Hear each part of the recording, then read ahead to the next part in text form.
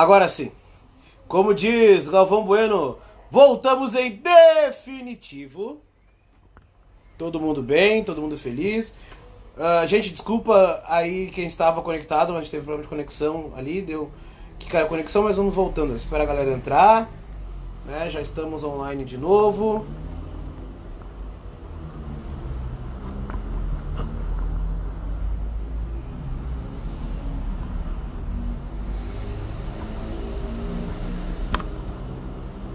Gustavo Nieder, tudo bem? Tudo bem, professor? Vamos lá.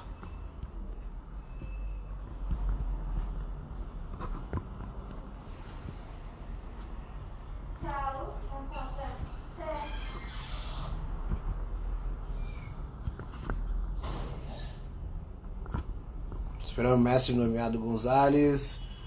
Vamos lá, galerinha.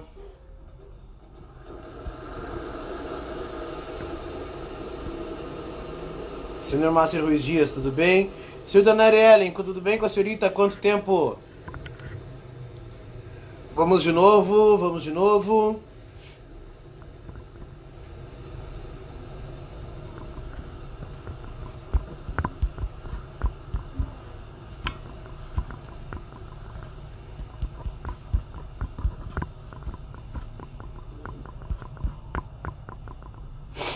Esperar o mestre Gonzalez aí.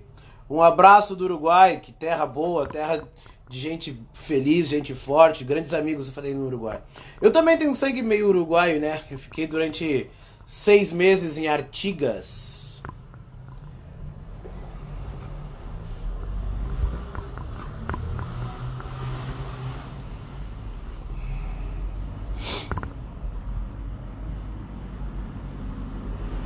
Vamos lá, vamos esperar.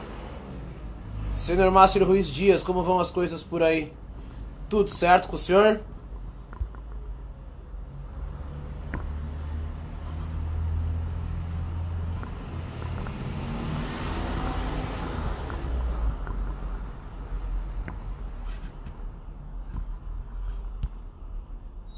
Aí entrou o mestre Davi Gonzalez. Vamos lá, vamos conectar com ele então.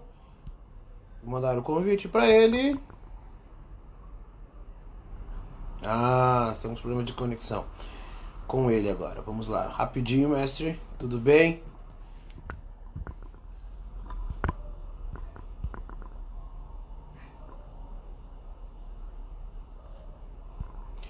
Mestre Gonzalez, eu preciso que o senhor conecte com o seu Instagram. Quer dizer, atualize seu Instagram pra gente poder começar aí. Tá pedindo pra mim aqui.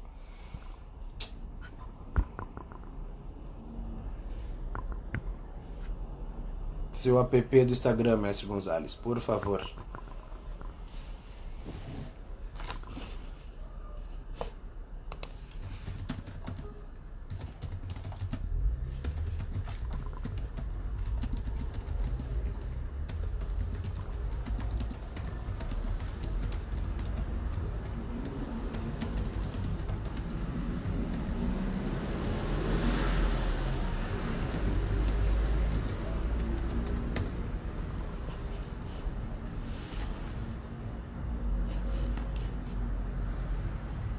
Vamos lá.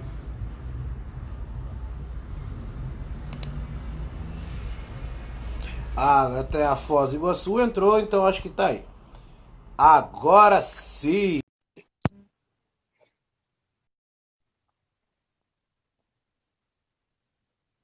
Foz do Iguaçu entrou. Convite feito.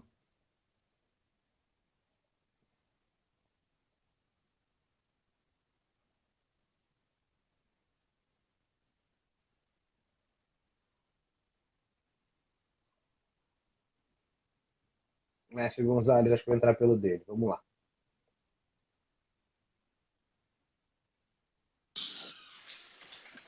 Yes, agora sim. Opa, opa, Agora sim. caiu aqui o celular, rapidão. Tô ajeitando aqui. Chegou, cara. Fala, senhor Mendonça. E aí, mestre, tudo bem? Como vai? Tudo ótimo. E o senhor, como é que estão as coisas por aí? Tudo, tudo bem, muito trabalho, divulgação, alunos novos, e é isso aí. Maravilha, fico muito contente em saber. Como vão as coisas por Foz aí? Tudo bem, aqui a princípio está tudo liberado. Nós antes tínhamos horários certos para fechar a academia, para abrir e tal, mas agora por enquanto está tudo liberado.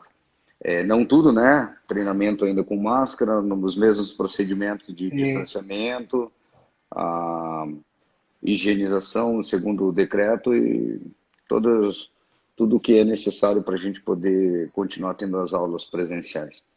Mas a princípio está tudo ok Show por de aqui. bola. Tudo ok. Está controlado aqui a, a princípio a pandemia, né? Está controlado. Então estão liberando as coisas aos poucos. O interessante é que por ser uma Que ótimo. cidade turística, né? É, eu acho que aquela demanda reprimida dos turistas, o pessoal já está começando a voltar mais rápido do que a área turística imaginava.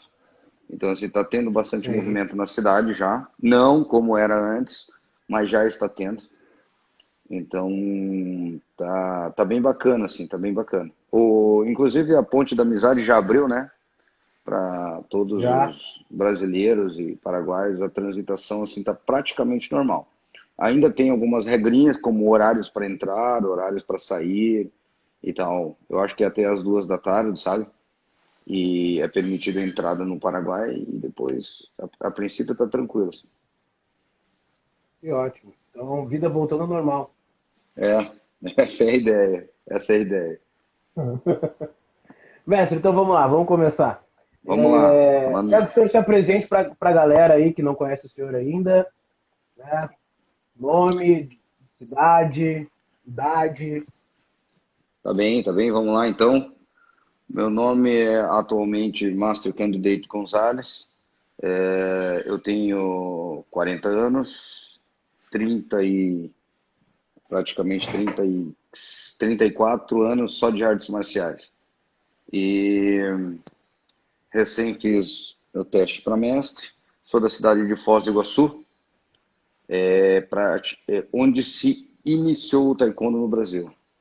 Fui um dos primeiros alunos do Brasil, junto com o meu professor, meu primeiro professor, o mestre Juan Samaniego, e outros que no meio do caminho também se dedicaram ao taekwondo ATA. Legal. Sou proprietário Mestre, aqui só finalizando, eu sou proprietário de duas pode falar. escolas, uma aqui no centro da cidade e outra na Vila, na cidade de Foz do Iguaçu. Legal. Mestre, me conta um pouquinho como começou a sua carreira dentro do Taekwondo.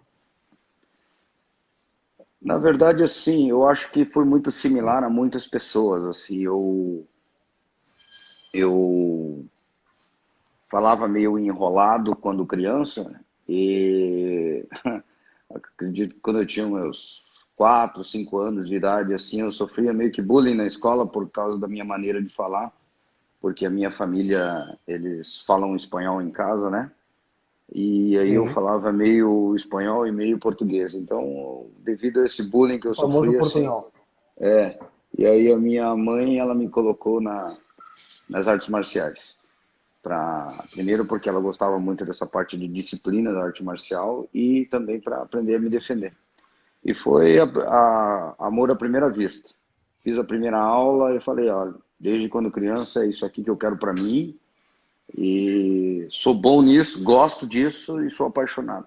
Acredito que, assim, senhor Mendonça, a gente precisa escolher certas coisas na vida porque você vai passar praticamente 80% do seu tempo trabalhando. Então escolha alguma coisa que você goste de fazer.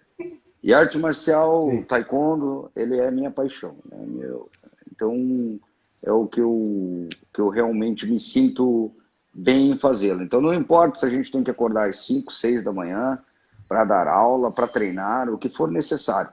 Que a gente sempre precisa lembrar que você está acordando para fazer uma coisa que você gosta de fazer, que você ama fazê-lo. Então, desde criança, o começo da minha carreira foi por causa da situação de bullying. E acredito que na minha época, inclusive, não existia esse negócio de bullying, nem mesmo a palavra. Mas como eu sofria dessa situação, e por isso que eu comecei as artes marciais. E, como eu disse, amor à primeira vista, e depois nunca mais sofri disso. Tive que usar o taekwondo para me defender e automaticamente não Sim. tive mais problemas. E depois disso foi só deslanchar, né? Porque muito, quando muito jovem eu fui um dos primeiros líderes júniores do Brasil, logo quando saiu o sistema líder júnior. E a gente participava de muita competição. E o mestre Samaniego, ele foi desenvolver o taekwondo no Brasil, tanto é que ele foi para Curitiba e para outras áreas, né? Então, quem assumiu a cidade de Foz do Iguaçu, na minha época, quando tinha meus 13, 14 anos, foi o professor Sami Baz, que também foi o presidente do taekwondo para até a Brasil naquela época. E esse foi um professor, ele foi um dos pioneiros do taekwondo da ATA Brasil, porque ele que começou, junto com o Grandmaster Ozuna também, os primeiros campeonatos sul-americanos. E o primeiro campeonato sul-americano foi aqui em Foz do Iguaçu em 1992, que foi organizado por ele, que inclusive o nosso eterno Grandmaster, que está aí na foto atrás, ele esteve aqui pela primeira vez em Foz do Iguaçu nessa data, para visitar, conhecer a cidade e porque o campeonato ele foi um evento muito grande assim. Nem o próprio Grandmaster Eicho Lee esperava esse evento. Então nessa época assim eu já era atleta, né? Então eu tinha patrocinadores, inclusive eu tinha patrocínio da Itaipu na época para poder viajar para outras áreas de competições, para outras cidades assim. Mas isso eu tinha 13, 14 anos. E não existia muito patrocínio para arte marcialista naquela época. Geralmente patrocinavam futebol ou qualquer outra área. Mas devido assim a alguns conhecidos e ao talento que eu tinha na época, né? Que com 13 anos a gente está voando. E daí, Ah, sim. com algumas entrevistas em jornais e televisão e tal, a gente conseguiu patrocinadores. Mas a minha infância assim, foi totalmente voltada para o taekwondo, totalmente voltada para a área de atleta. Tinha um campeonato aqui, eu ia, tinha um campeonato aberto no final de semana em Foz do Iguaçu, eu ia também, então o negócio era lutar, era a minha praia. Legal. O senhor falou que começou logo no princípio, né, do taekwondo na América do Sul, Sim. logo que veio o taekwondo para Foz do Iguaçu, para o Paraguai, enfim. E onde mais ou menos começou? Começou em Foz mesmo? Começou em Cidade do Leste? Como foi? O nosso professor, o mestre Juan Samaniego, ele dava aula em Ciudad del Este e em Foz do Iguaçu. Uhum. E na época já existiam alguns instrutores em Ciudad del Este que estavam dando aula já estavam difundindo em Ciudad del Este. E nisso o taekwondo, a ATA, já era muito forte em Assunção, que através do Grandmaster Ozuna, né? Porque o Sim. mestre Juan Samaniego, meu professor, ele é aluno direto do Grandmaster Ozuna. Então, ele veio lá de Assunção para poder desenvolver o taekwondo no Brasil. Então, ele dava aula em Ciudad del Este, que é na cidade de fronteira aqui de Foz do Iguaçu, e em Foz do Iguaçu, numa academia chamada Corpore Center, ali onde tudo começou.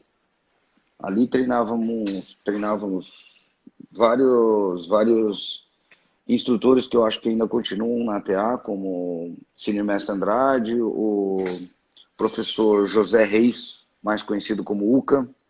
Eu me lembro de grandes nomes que treinavam ali. O Sami Base também começou ali. E acredito que esses aqui continuaram, assim, sabe? Tem outros nomes assim que me vêm à mente agora, mas eles não continuaram o taekwondo. Esses que continuaram, Uhum. que seguiram carreira e que seguiram adiante. Até mesmo o próprio mestre Samaniego, ele vive em Assunção atualmente. E no último Pan-Americano nós tivemos o privilégio de visitá-lo lá, né? E se eu não me engano, muitos alunos dele vêm aqui na minha academia visitá-lo. Eu tenho uma sala aqui na minha academia que tem o nome do meu professor, que Legal. eu tive dois professores, que foi o mestre Juan Samaniego, e quando o mestre Juan Samaniego saiu, desenvolver o taekwondo pelo Brasil, eu comecei a treinar com o professor Hernando Escurra. na época era um dos melhores lutadores que eu tinha. Assim, o cara era fera mesmo. Me Bom, ensinou a parte de luta e me desenvolveu e plantou aquela sementinha, sabe? Aquela sementinha que diz, ó, agora é com você, vai adiante. E depois dessa sementinha, que a gente nunca pode esquecer, que inclusive está no nosso emblema do Taekwondo, que quer dizer a gratidão, e eu sou muito grato a essas pessoas. E esses caras que plantaram essa sementinha fizeram abrir um leque de possibilidades para mim. Depois disso, eu entrei na parte de... Me aprimorei em várias áreas de luta, fazendo amizade fora, né, claro. Mesmo porque a maneira da gente fazer amizade na época era... E ficava amigo. Era treinando, era se batendo. Cada louco com a sua loucura, mas era assim que a gente gostava de viver. Então, baseado nisso, eu aprendi muita coisa. Treinei com pessoas de Muay Thai, treinei com boxeadores profissionais, treinei com gente que faz vale tudo até hoje, que são meus amigos até hoje, e ainda treino com esse pessoal. É um vínculo, a arte marcial, ela se torna uma paixão contagiosa. E é um vínculo que você mantém pro resto da vida, com essas pessoas. E, como eu disse, foi essa sementinha que me fez abrir um leque de possibilidades. Então, daí é que eu me aperfeiçoei em várias áreas de lutas. Hoje em dia eu tenho 2 lutas profissionais de boxe e várias lutas de boxe amador, mas isso é por algo que eu gosto, assim, porque eu sempre gostei de lutar. Mas eu esse era um digo, assunto que eu ia entrar. Vamos lá. Continua, mestre, vamos lá. Tá bom, muito bom, bom saber do seu relato de conhecer outras artes marciais e fazer amigos praticando outro tipo de artes marciais. Né? não, com certeza, porque, assim, como é que eu posso te dizer? Naquela época não existia, não existia você falar. Eu tô falando de uma época que não é bem como hoje em dia, sabe? Hoje em dia nós somos, tanto dentro da ATA como fora, nós somos muito politicamente corretos. Vamos deixando as coisas para lá. Então, naquela época não existia esse negócio de você falar mal de alguém, ou eu não gosto daquele cara, eu não gosto desse, ou do fulano, do ciclano. Não. Não gosta? Legal, vamos resolver ali, ó. Bota os protetores ou sem protetores e como você preferir. Então, na minha época era assim, entendeu? Eu não fiz, não escrevi isso, eu só andava de acordo com a dança. E se tratando nesse ponto de vista, como se você tinha alguma coisa contra alguém, você resolvia. Mas você resolvia no treino. Então não existia maus entendidos, entende? Por isso que Sim. se manteve a amizade até hoje. Porque na época que tinha que resolver alguma coisa, resolvi, pronto. Mas assim, isso naquela época, né? Sim. Hoje em dia nós estamos mais evoluídos. Vamos dar um alô para as pessoas que estão online aqui, senhor Fabiano Rita, senhor Tanariellen, Opa, professor Castilho pessoal, está online, obrigado senhor pela Márcio Ruiz presença aí. Dias está online, Ah, senhor senhorita, Márcio Dias. senhorita Adriana Rodrigues, senhor Pedro Couto Moreira, o filho da senhora Sônia, Legal, legal. senhorita Thaisa Capelani, senhor André Geller, de no Santo Ângelo, senhor Gustavo Neger, do Uruguai, e Master Gustavo Gavilã. Olha só, senhor Master Master Gavilã, que legal. Gavilan, adoro ele. Master Gavilan era um cara que a gente ia treinar lá em Cidade do Leste. Eu saía de Foz do Iguaçu e como eu era menor de idade, eu tinha acho que uns 13, 14 anos, ele ia me pegar ali na ponte, né? E aí ele ia lá de moto na ponte, me pegava e a gente atravessava para dar aula lá num, numa, num clube onde ele ensinava. E aí a gente aproveitava para treinar, depois ele me trazia de volta. Eu gostava muito de treinar com ele, ele é fera, um dos pioneiros também do taekwondo naquela época. Depois ele Mestre, acabou seguindo carreira para os Estados Unidos, sinto muita saudade dele. Grande abraço, Master Gavilan. mestre, como foi a sua iniciação no boxe? Porque nós, enquanto instrutor, já tivemos aula com o senhor dentro dos campamentos da ATA, né? tivemos Uhum. de aula de boxe, e como foi a sua iniciação no boxe, como o senhor decidiu virar boxeador? É assim, como eu disse para ti, eu treinava muito com outros estilos de artes marciais, né? E tinha um cara o cara era muito bom de braços e ele era do karatê. Ele era do karatê Shotokan, se eu não me engano. E ele era muito bom mesmo, né? Treinou no Japão e tal, e eu não entendia como que ele conseguia encurtar a distância do jeito que ele fazia, e eu não conseguia chutar ele. E olha que eu me considerava bom de chute. Eu era o tipo de moleque que fazia 540, 720 de olho fechado assim, e esse cara não me deixava chutar, eu não entendia como. Aí um dia o meu professor viu isso e falou: olha, você é muito bom nessa área, mas você precisa entender qual é a área do seu adversário, porque você não pode enfrentar um crocodilo dentro da água. Você precisa chamar ele para o teu ambiente, fazer com que ele venha no seu ambiente para que você tenha uma chance. Entende? Então, tipo assim, eu tentava disputar técnicas de braço com ele também. E sempre perdi. Então, depois disso, falei, meu, não, tem uma coisa errada. Não dá chute, não dá braço. Então, eu vou ver o que é o que esse crocodilo treina, né? E comecei a fazer boxe. E o boxe, o interessante é que todo mundo pensa que o treinamento de boxe, senhor, é a parte de braço. Você vai melhorar braço. Sim, isso vai ser uma consequência mais para frente, não imediata. No começo, você começa a treinar muito mais pernas do que braço. Ou seja, como eu já tinha um certo fortalecimento nas pernas devido ao taekwondo, eu comecei a fazer o boxe e tive muito boa movimentação. Isso chamou a atenção dos meus instrutores na época.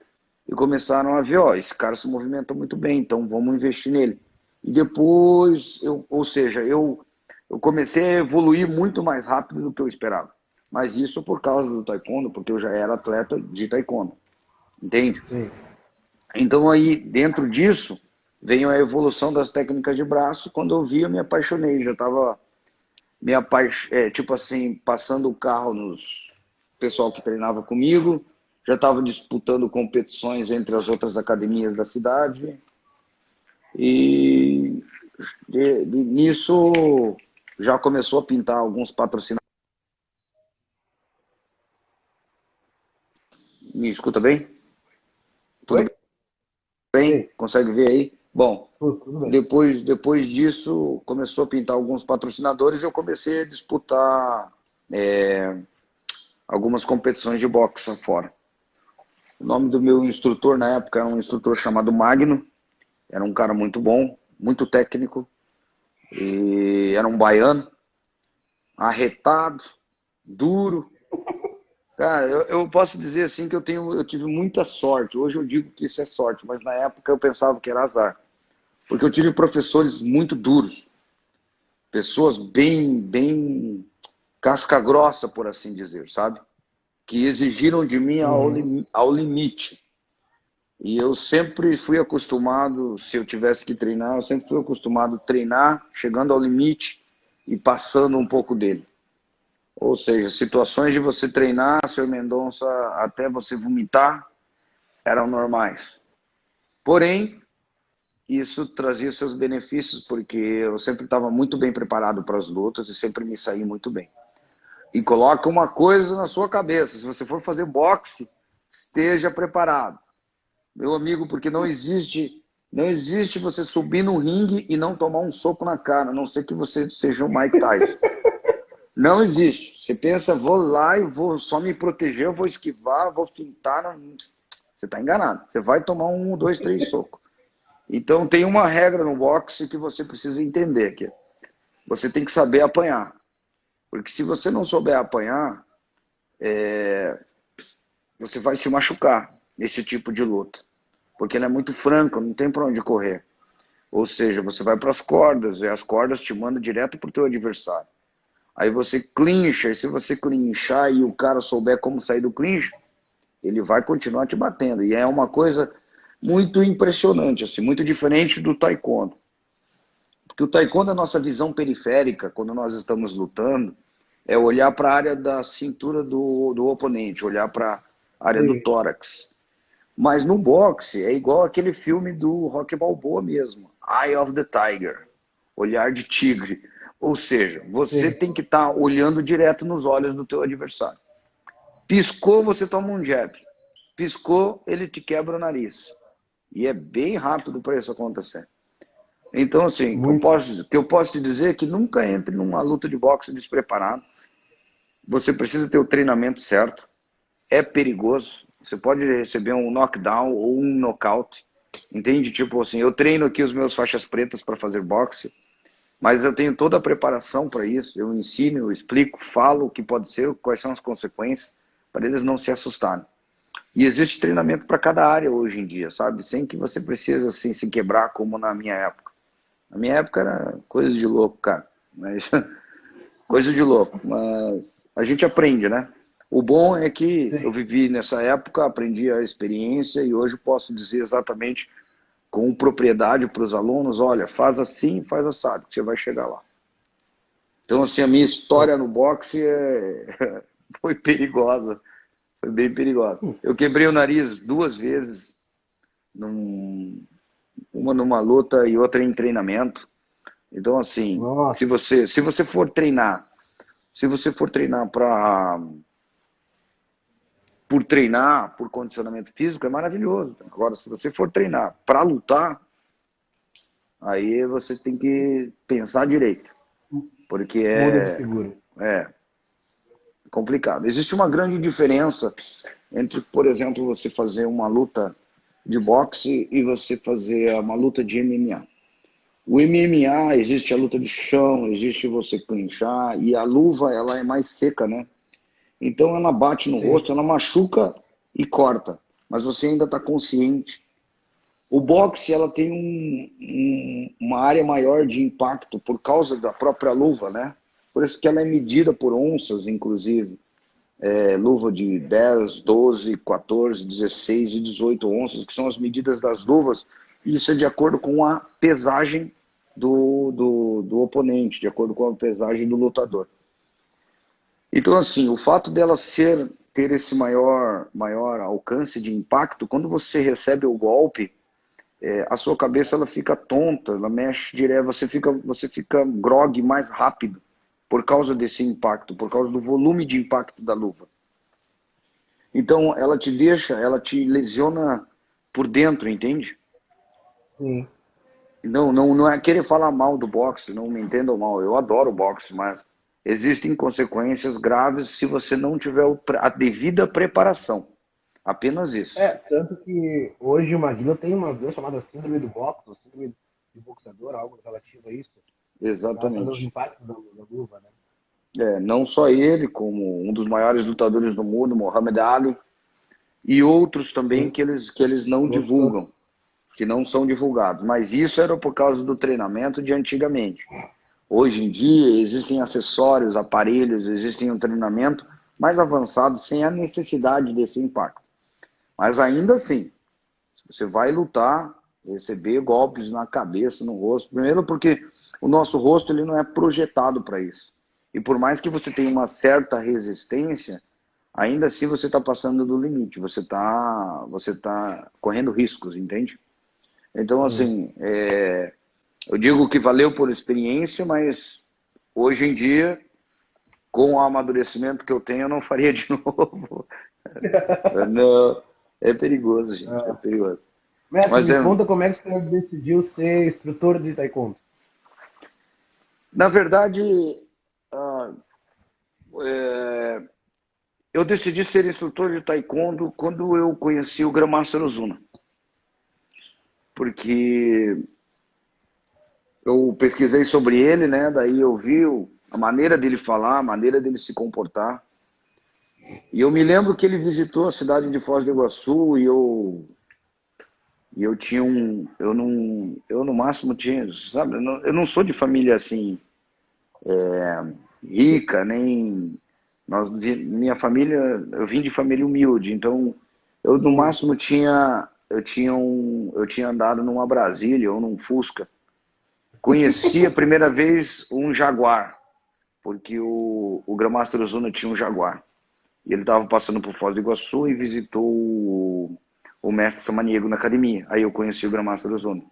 Ele, na época, ele era o professor, doutor Ozuna. Ele era o quarto para quinto dan, na época. Eu me lembro que daí eu tava no banco, eu era o menorzinho, fui com o meu professor, a gente sentou no banco de trás e ele me levou para dar uma volta de Jaguar. Eu mal tinha andado de carrinho de rolemã. Mal tinha andado de carrinho de rolemã, fui dar uma volta de Jaguar. E aí eu vi ele treinando com o meu professor, vi ele chutando, Muita gente não conheceu o Grandmaster Ozuna, mas o Grandmaster Ozuna era impressionante lutando. Ele era um atleta completo.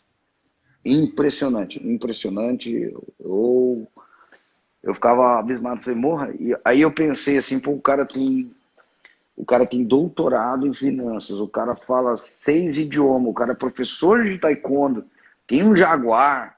Porra, eu quero isso pra mim. É isso que eu quero. É isso que eu quero. Não. E ainda vou fazer o que eu gosto, entendeu? Então, o que eu sou apaixonado em fazer. Então, assim, o que me motivou a ser instrutor de taekwondo foi o Grandmaster Ozuna. Foi vendo ele, o que ele já era naquela época, entende? E o respeito que tanto o meu professor, outros professores de artes marciais, e inclusive outros mestres já tinham por ele. Então, tipo assim, era um grande exemplo, assim. E ele sempre falou, vocês podem viver muito bem da arte marcial. É só dar duro, trabalhar e fazer o que vocês gostam, não tem muito segredo. E era verdade. E ele tinha toda a razão. Professor Xavier já está online conosco. Rede Mestre Panambi, creio que seja a senhora Ivânia Feijó também está online conosco. Ô, senhora Ivânia, grande abraço. Senhor Xavier também, abraço aí. Vamos lá.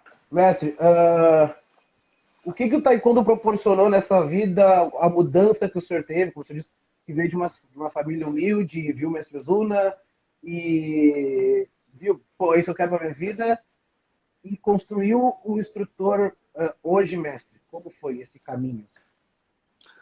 Eu acredito que parte da minha história, assim, ela seja muito próximo, até não exatamente igual, mas parecida com muitos instrutores.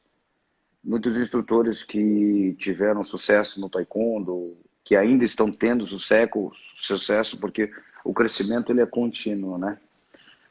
Mas enfim, eu acredito que muito dessa história é similar, assim. Porque eu também creio que no sofrimento a gente aprende, a gente evolui, a gente adquire humildade e, ao mesmo tempo, um pouco de sabedoria. Então, no meio... A frase do trauma gera compreensão. Exatamente. Então, no meio de tudo isso, assim, eu posso dizer para o senhor, assim, que são coisas que a gente... Quem já passou por isso não gosta de lembrar, mas eu te digo que eu passei por várias situações de necessidade a ponto de você olhar e dizer, não, vou desistir disso aqui porque não dá para mim. Mas, na época, eu lembrava de todas as escolhas que eu fiz e a minha perseverança foi mais resistente, digamos assim. Então, mesmo porque eu sempre fui acostumado a passar por dificuldades e chegar no meu limite e passar dele, e isso vem dos meus treinamentos. Então, eu sempre falava, porra, se eu aguentei tudo isso até agora, se eu conseguir chegar aqui, eu acho que eu consigo um pouco mais. E esse um pouco mais é que me dava força, energia, que me dava motivação. Você sabe que a motivação, ela nem sempre ela acorda com a gente. A motivação, ela faz você começar algo. Ela te motiva a começar. O que vai fazer você terminar ou chegar onde você quer é a disciplina. E nessa parte, assim, sempre tive muita disciplina relacionado a quando eu queria alguma coisa, principalmente relacionado a competições, treinos. A minha área sempre foi competição, a minha área sempre foi lutar. Então, se eu queria ser campeão do mundo, eu treinava para ser campeão do mundo. Eu fui campeão do mundo com 14 anos de idade, em 93, não, desculpe, foi com Legal. 13 anos, foi com 13 anos de idade.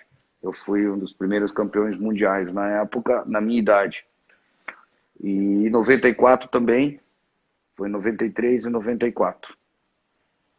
Pô, No legal. Mundial dos Estados Unidos, Little Rock, Arkansas. E o interessante é que na época, assim, nós não tínhamos, não era se permitido participar do top 10, né?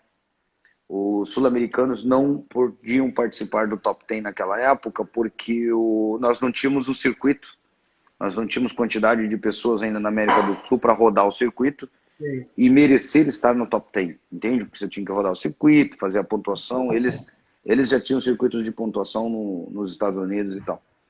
E eu lembro que na minha categoria, a minha primeira luta foi o campeão do top 10 atual. E aí eu ganhei acho que era de 5-1 dele, foi disparado pra cara, foi 40 segundos eu já tinha eliminado a luta. E Uou! aí o meu professor só falou assim, cara, esse top 10 aí é legal e tal, se você tivesse lá você teria ganho.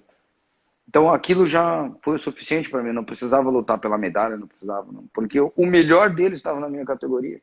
Foi a minha primeira luta e ele nem conseguiu anotar a placa A placa.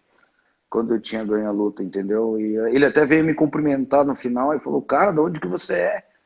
E de onde você tem que vir treinar aqui? Não, tá louco? Quem que é você? Vai embora! Ele falou assim pra mim. Mestre Não, Daniel Rosito mas... está online conosco aí. Ah, legal. Abraço, mestre. Mestre, numa gafe, alguma história engraçada que o senhor tem aí, dentro desses anos, assim? Ah, nossa, tenho várias, cara. Várias. Rapaz, vou te contar uma que eu acho que muitos vão lembrar, inclusive. Quando eu era mais novo, líder júnior, né? Eu vou falar nomes aqui, porque esses caras, eles vão rir disso, quando eles ouvirem isso, eles vão lembrar. Eu me lembro até hoje que a gente estava num acampamento, o senhor sabe como é que funciona o nosso acampamento. Nosso acampamento é muito cheio de regras, horários, e mesmo porque nós somos marcialistas, então nós somos muito corretos com esses valores. Então, assim, eu tinha 13 para 14, eu acho que 15 anos, não me lembro ao certo. Mas eu estava no quarto com o Marcelo Barreto, com o Marcos Duarte, e nós éramos os líderes júniores da época, né? E a gente acordou atrasado pro evento que tinha, que era um exame de graduação. Não era, minto, não era um exame de graduação. Era um treinamento com o Chief Master, atualmente Grandmaster, a Robert Alamayer. E ele veio trazer a primeira arma, que foi o treinamento de Balmangui para nós, né? E muitos não conhecem porque ele já é um senhor de idade, mas na época o Chief Master Robert Alamayer, ele tinha um braço que parecia o braço do Schwarzenegger. O cara parecia o Popeye. Já viu o desenho do Popeye? O braço do cara era uma marreta. Ele mostrando a defesa pessoal era muito engraçado, porque ninguém queria ser a cobaia dele. E aí é verdade. Aí a gente acordou atrasado e ficamos no quarto, né? Tipo piapançudo, assim, em vez de ir lá e acordamos atrasado e tal, foi sem querer. Vamos pagar uma flexão aí. Não, tipo piapançudo, a gente ficou no quarto, com medo, pensando, vão matar a gente se a gente sair desse quarto aqui.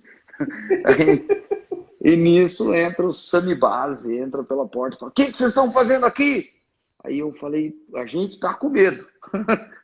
Aí ele falou assim, então, desçam lá agora, porque o Chief Master Robert Alamayer quer falar com vocês. Aí a gente nem conhecia o cara, mal falava inglês direito, e a gente desceu correndo, pensou, vamos morrer agora que esses caras vão matar a gente.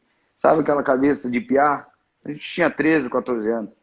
Aí eu me lembro que a gente chegou lá na frente, o Robert Alamayer tinha um palco assim, e todos os instrutores do Brasil, da América do Sul inteira ali. E nisso eu estou falando de seniors masters, como o senior mestre Sotomayor, senior mestre Clentes, eles estavam ali com aquela cara de bravo assim para nós. Como que vocês chegaram atrasados? Vocês são loucos, vamos enforcá-los. Assim, sabe?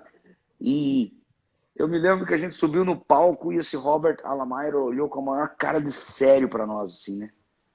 E pegou, cara, e falou, vocês ficam de pé. Aí o Grandmaster Ozuna tava todo mundo com cara de sério. Eu pensei que o mundo ia acabar naquele dia. E aí o Robert Alamayer pegou meu braço assim, e deu um murro só no meu braço, aí deu um murro no braço do Marcelo Barreto e outro murro no braço do Marcos Duarte, que eram nossos colegas de treino. Cara, eu só sei que o meu braço adormeceu, assim, porque o cara tinha um soco muito forte.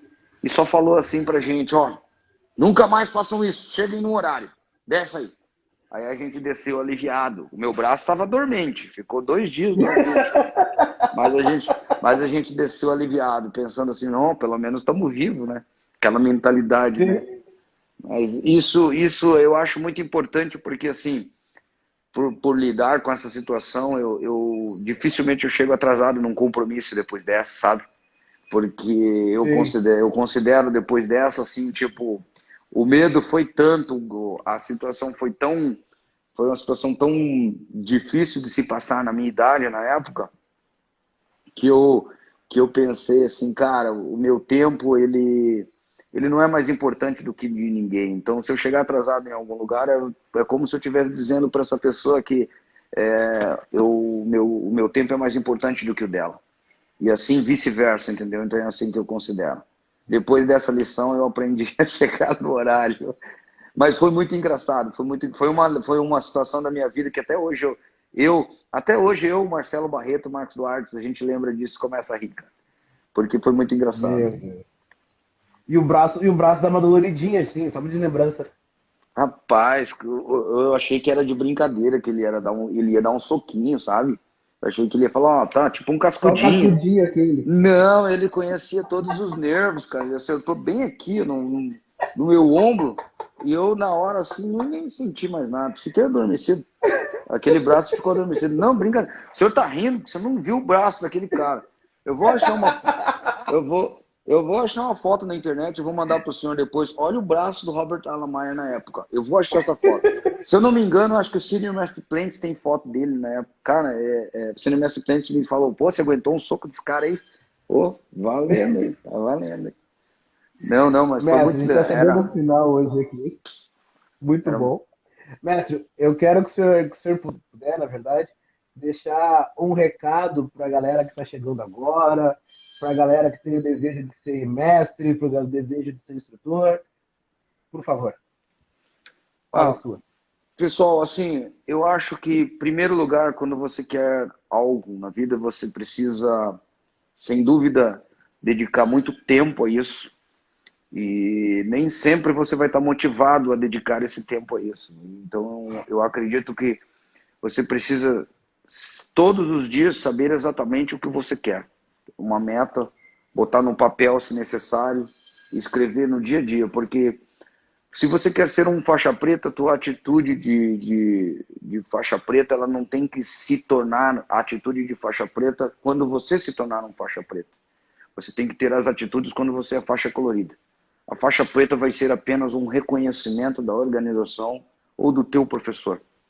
Se você quer ser mestre, você precisa começar a ter atitudes de mestres bem antes de ser mestre. Pensamentos de mestres, ou pelo menos ter uma visão um pouco mais proativa das situações e não reativa.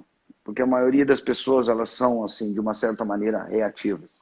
Então, você treinar a ser proativo é algo que você já está no caminho de um faixa preta, que você já está num caminho de mestre. Eu acho que mestre é um título que que a organização, o professor, as pessoas dão. Porém, eu acredito que o mestrado ele vem do legado que você deixa, que é o conhecimento que você possa deixar, não só para os seus alunos, como para seus instrutores, para os seus faixas pretas. Ele vem das atitudes e de tudo que você fez durante o percurso da sua vida, dentro da arte marcial. Mas o mais importante de tudo isso são realmente o respeito que você adquire e não o título que você adquire.